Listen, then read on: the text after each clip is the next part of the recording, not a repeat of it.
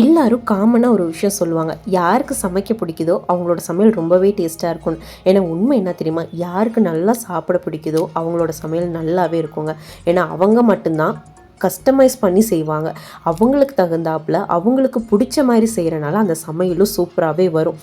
இப்போ பேச்சுலர்ஸ்க்கு அது கொஞ்சம் கஷ்டம்தான். ஏன்னா நம்மளுக்கு சமைக்கிறதும் புதுசு, வீட்டுக்கு ஃபோன் பண்ணி அம்மா கால் பண்ணி என்னென்ன இன்க்ரீடியன்ட்ஸுன்னு கேட்டு அதில் நாளை மறந்து வீட்டில் மிச்ச நாளும் இருக்காது. ஸோ இருக்கிறத வச்சு ஈஸியாக சமைக்கிறது எப்படின்னு நம்ம பார்க்கலாம். ஜென்ரலாகவே மீன் குழம்புனாலே ஒவ்வொருத்தவங்க ஒவ்வொரு ஸ்டைலில் பண்ணுவாங்க. ஒரு சிலர் இன்க்ரீடியன்ட்ஸும் அதிகமாக யூஸ் பண்ணுவாங்க. அப்படி இல்லாமல் சிம்பிளாக நம்ம இப்போ மீன் குழம்பு செய்யலாம். இதுக்கு ஒரு நெல்லிக்காய் சைஸ் இருக்கக்கூடிய புளியை நான் தண்ணியில் ஊற வச்சுருக்கேன். முடிஞ்ச அளவுக்கு ஹாட் வாட்டரில் ஊற வைங்க, சீக்கிரமே ஊறிடும். இப்போ ஃபிஷ் ஃப்ரைக்கு தேவையான மசாலா ரெடி பண்ணலாம். ஜென்ரலாக கடையில் வாங்குகிற ஃபிஷ் மசாலா மட்டும் யூஸ் பண்ணாமல் அதோட கொஞ்சம் எக்ஸ்ட்ரா 1/2 ஸ்பூன் வரமிளகாய் தூள், 1/2 ஸ்பூன் உப்பு, கொஞ்சம் இஞ்சி பூண்டு பேஸ்ட், ஒரு ஆஃப் லெமன் புழிஞ்சு நம்ம பேஸ்ட் ரெடி பண்ணி வச்சுக்கலாம். இந்த பேஸ்ட் ரெடி பண்ணதை ஃபிஷ் மேலே தடவி நியர்லி ஒரு 2 to 3 ஹவர்ஸ் நல்லா ட்ரையாக விட்டுடலாம். எந்த அளவுக்கு ட்ரை ஆகுதோ அந்த அளவுக்கு மசாலா உள்ளறங்கும், டேஸ்ட்டாகவும் இருக்கும். ஸோ நான் எடுத்து வச்சிருக்க எல்லா பீசஸ்லையும் நான் மசாலா தடவிட்டு நான் நியர்லி 3 ஹவர்ஸ் நல்லாவே அதை ட்ரை பண்ணிட்டேன். அதுக்கப்புறம் நான் இதை தோசை தவாவில் போட்டு எடுத்துக்க போகிறேன். நெக்ஸ்ட்டு மீன் குழம்புக்கு தேவையான விஷயங்களை பண்ணிக்கலாம். கடாயில் கொஞ்சமாக எண்ணெய் விட்டு ஒரு பெரிய வெங்காயத்தை நான் ரஃபாக சாப் பண்ணி வச்சுருக்கேன். நீங்கள் சின்ன வெங்காயம் போடுறதா இருந்தாலும் போடலாம். அப்போ சின்ன வெங்காயமாக இருக்கிறப்போ ஒரு 15 பல் எடுத்துக்கோங்க. ஒரு பெரிய தக்காளியும் நறுக்கி போட்டிருக்கேன். இதோட கொஞ்சம் கருவேப்பிலையும் ஒரு பச்சை மிளகாவும் போட்டு நான் வதக்கிக்கிறேன். இது கொஞ்சம் சாஃப்டாகி வரப்போ 4 பல் பூண்டு போட்டுக்கிறேன். அதோட கொஞ்சம் கட் பண்ணி வச்சுருக்க தேங்காவும் போட்டுக்கிறேன். இது எல்லாம் லைட்டாக வதங்கணும்.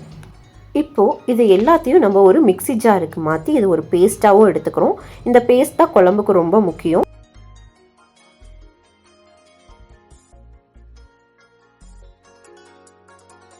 அடுத்து நம்ம ஊற வச்ச புளியை நல்லா கரைச்சிக்கிட்டு அந்த தண்ணியும் நம்ம ஃபில்டர் பண்ணி எடுத்துக்கிறோம்.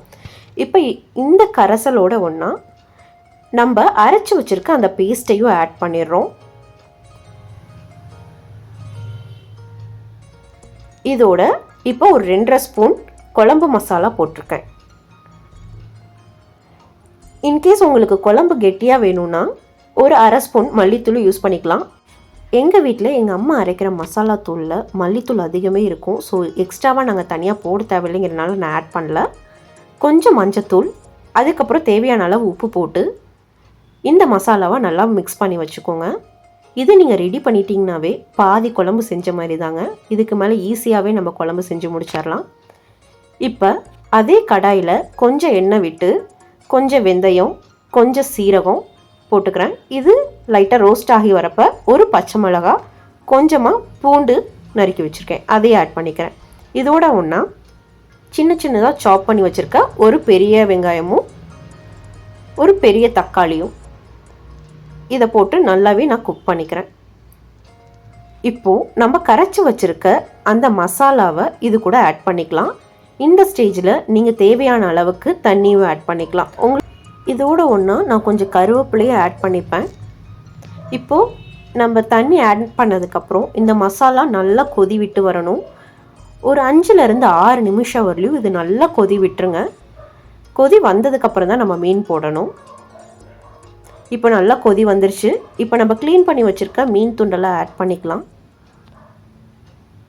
மீன் போட்டதுக்கப்புறம் நம்ம எப்பயுமே கரண்டி யூஸ் பண்ணக்கூடாது. அப்படியே யூஸ் பண்ணாலும் ரொம்ப கலரிடக்கூடாது, ஏன்னா மீன் துண்டுகள் உடஞ்சிரும். மீன் துண்டுகள்லாம் போட்டதுக்கப்புறம் ஹை ஃப்ளேமில் ஒரு 2 மினிட்ஸ் வச்சு நீங்கள் பாயில் பண்ணிக்கலாம். இப்போது தேவையான அளவு கொத்தமல்லி தலைகளையும் தூவிட்டு இப்போ லோ ஃப்ளேமில் ஒரு 2 மினிட்ஸ் பாயில் பண்ணிக்கலாம். இதுக்கப்புறம் நீங்கள் அடுப்பை ஆஃப் பண்ணிடலாம். முடிஞ்ச அளவுக்கு மீன் குழம்புகள் சாப்பிட்ற மாதிரி இருந்தால் காலையிலே செஞ்சு வச்சுட்டு மதியம் சாப்பிடுங்க. அப்போ தான் ரொம்ப டேஸ்ட் நல்லாயிருக்கும். உடனே செஞ்சு உடனே சாப்பிட்றப்ப அதனோட டேஸ்ட் ஃபுல்லாக தெரியாது. அடுத்து மீன் வறுவலை நான் தோசை சட்டியில் போட்டு எடுத்துக்கிட்டேன். இப்போ ருசியான மீன் குழம்பு மீன் வறுவலும் ரெடி.